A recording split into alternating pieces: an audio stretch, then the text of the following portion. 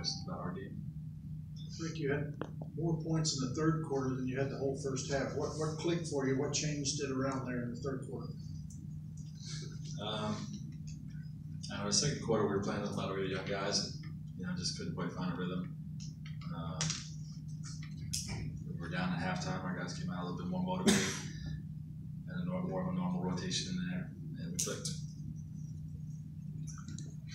Frank Aaron had a career high 8 assists tonight. How much would that transform his game, his value, and his value to the team if he can start consistently finding open teammates similarly as he did tonight?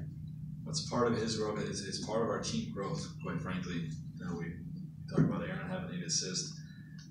We, as a group, want to play with the pass.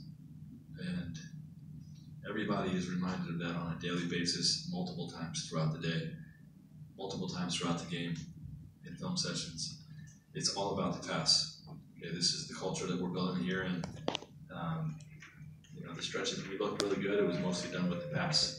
And Aaron's 8 assists, DJ's 10 assists is indicative of that. Coach, you've talked about all season about hustle and effort. Tonight, 54-41 on the boards tonight.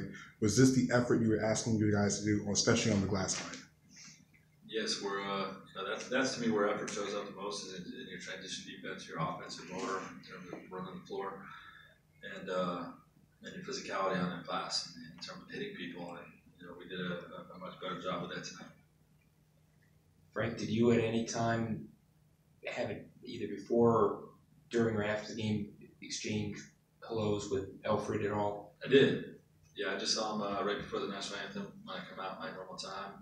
They were shooting from our basket, so I gave him a big hug.